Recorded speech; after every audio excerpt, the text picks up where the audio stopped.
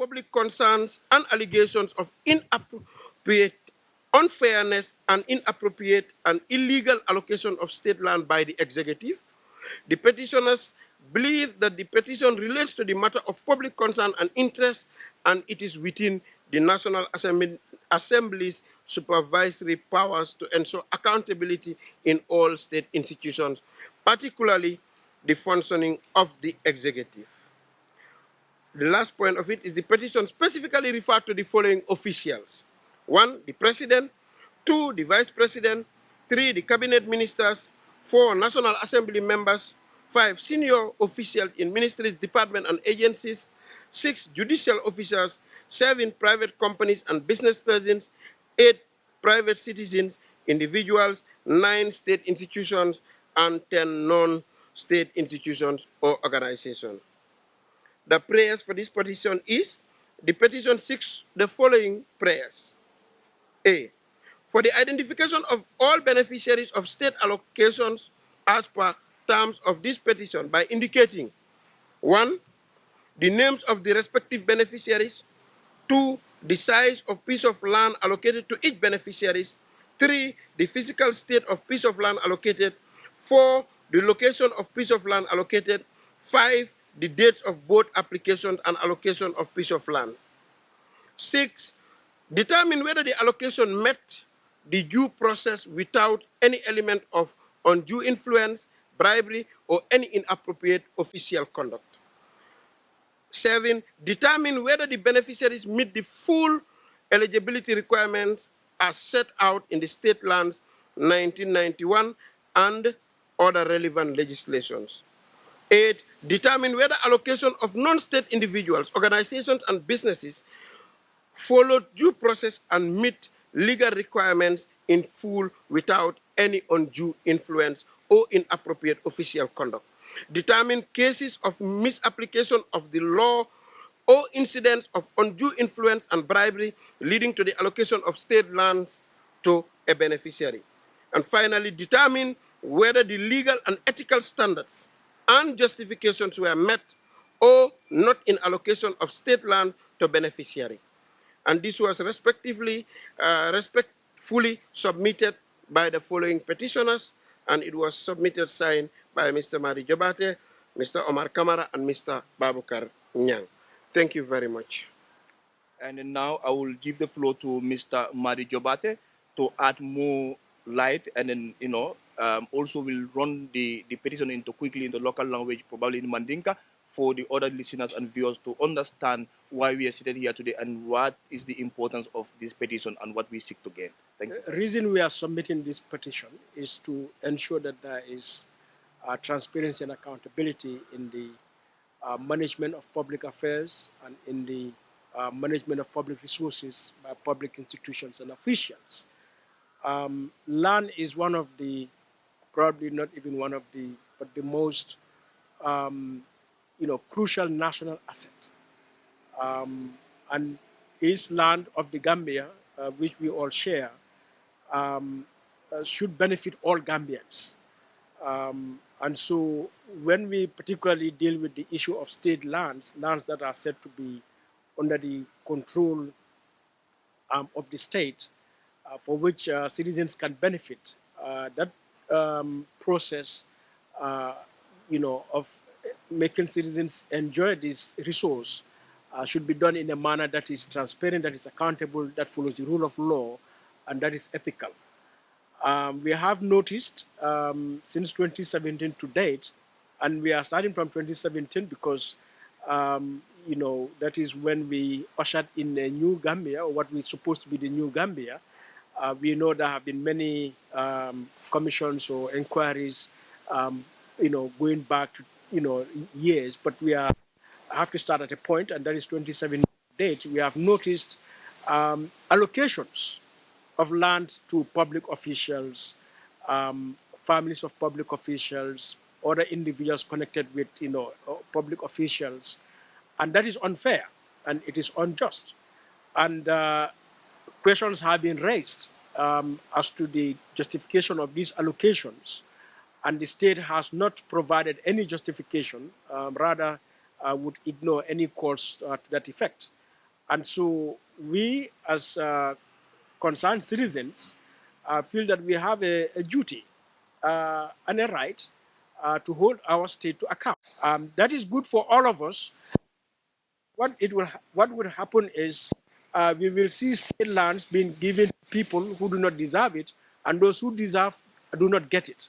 And that is a recipe for conflict in any society, because land is a major source of conflict in many societies.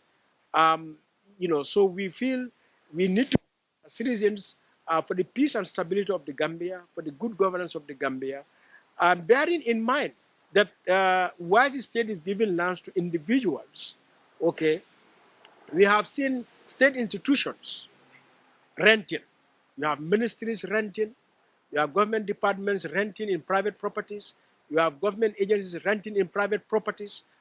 And you wonder, why would we, state institutions, let's say a ministry like the Ministry of Interior, the ministry responsible for internal affairs, for home affairs, and in its own home, it is rented in a private place. That's a contradiction. So it means the government is only prioritizing a public interest, because the money that would be used to rent these properties could have been used to build a massive office space somewhere where state agencies, departments, ministries could occupy without any cost to Gambians. So all of these are issues that concern us. And above all, we have to highlight the fact that we have seen the Minister for Lands, Mr. Hamad Ban, say they have allocated land that is allocated for the Chief Justice, property for the Chief Justice, to the President. And by law, the President doesn't qualify to get state land. But apart from that, land that is already allocated for a state official, that is the Chief Justice, cannot now be taken away from that allocation to be given to somebody else for private purposes.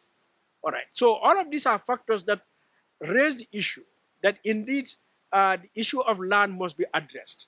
And we have seen in the Janneh Commission how public officials, particularly the president, the former president Jammeh, has arrogated to himself hundreds of pieces of land across this country. And, that has been a cause of tension in many communities, in many families, in the way and manner those lands are obtained. And we know a land commission was established, time dissolved, another one constituted, but until now, land issues, we see how they erupt within our communities across the country. And so, as a time to go and address this land issue, and within the broader framework of making sure that Gambia government upholds the rule of law. Gambia government, to ensure comme mbadule mele mandinga kawmoy ndel mo sabo membe Sirin Jambi Baboucarr Niang aning Omar Camara and defa Madi Jobate nga petition le safe, all right, nga ki député bundo National Assembly ka nyinin karoke state lands kenol melon ka be mansa kunala mararole kono i melon ko kedi banko dingulla ka folla bunda solla banko kan ka ko lankenema ka kontibo ha nga nyin lo lata bari nga krosi kabrin 2017 manke tinyaro nyin datita wolto bari isita fo nzafo na independent bari ndel nga ko dati kabrin din fo bitilo mento banko la keno membe banko la masakunda bulu ya talan mol temale melaron ko dolbuje imanyan na kasoto yaje comme ni mantani luala a luaye kumel landi tunkul mel landi no yeke moti menyanta keno soto na it have me requirements e mo soto comme ye landi mo la man ko landbe bulu fo pare comme minister, all right, president anin député anin tarin so lafta lankana mo anin kontibo soto nyin koto because keno mu kubaleti keno aka fitino sabo an nyin Gambia keno Gambia bele dentala so kono membe dandin na mararin na masakunda bulu nibo keno dila momandi na nyanda kala monati o kafleti o bundaleti nalon ko a jaretele yasuton coming itimmatale luwala karoto bang tilewnin toñala karoto bang hadama ala karoto ñawnyanni imari timmatale pour yosoto so wala nandin ko ndel banku dingul nga nyantule soton wargonore bembulu kaje ala aka kitiol melke aka decisional melta aka sinol melta isinol be larini loi kan so ngawnyinin karo ngawle di bi national assembly la an be jikiring nien na petition jibe e be d'accord la be sonna nga metan di wo petition to so that ye nyinin karo men ko yake e be wulla yo tamande To answer that question, we expect the government of the Gambia to take every concern of the citizens seriously, and then this one cannot be treated exceptional. And then for us, we believe that this is one of the most serious issues right now in this country. Looking at our land allocation, looking at state lands, and looking at all what we have said here, Madi have talked about it, that we have government state departments that are renting, and we have citizens, ordinary Gambian citizens, poor citizens that housing is a problem. I think this petition is going to raise an alert, and then the government should take this opportunity to be serious with these investigations and ensure that we get, but also to clear themselves. We have seen the opposition, the president himself, state ministers, the accusations are too much. So for them to clarify themselves and then be on the spot of accountability, they should treat this petition not just with seriousness, but with urgency as well. So I'll allow my colleagues to add on to that. Yeah, well, I think the petition is submitted to the National Assembly, and we trust, as representatives, as people mandated with this power, with this responsibility, they will live up to it. Of course, a petition has to meet certain requirements, and we took our time to study the standing orders and all the requirements that will enable us petition to be admissible. So we feel we have qualified or met all the necessary requirements. Okay. So we are hoping and strongly believe this petition would be admitted by the National Assembly, and an inquiry will take place. As we said in our petition, and just Omar has said, this petition did not come out of the blue. It came from genuine concerns. You will recall sometime 2022 or so, there was a information leaked from the Ministry of Lands that listed a number of ministers, some current ministers, some former ministers, including some family members, some associates, who were given land. And I was one person in particular who raised that issue and challenged the Minister of Lands at that time, Mr. Musa Drame. And he, instead of responding to those concerns, threatened to take me to court. And until today, he has not called me to court. I'm waiting for that court, to go to court with him. But we feel as responsible citizens, we have many opportunities to ensure accountability, to hold those in power to account. And the National Assembly petitions process is one of those opportunities, avenues. And we are taking advantage of it, and we call on all Gambians to also take advantage of this mechanism to deal with other issues in the country. So, as I said, we've done our best to meet the requirements of a petition. And we have all the reason to be hopeful that the National Assembly will not dismiss it and will take it. So that is where we start. Yes, so there are many mechanisms for accountability in this country. And, we hope National Assembly will accept our petition. And we will leave it at that. But of course, we have an information commission that is established in this country. We also have that right as citizens to submit to relevant state agencies as part of the Access to Information Act to demand them to give this information we are requesting. All right.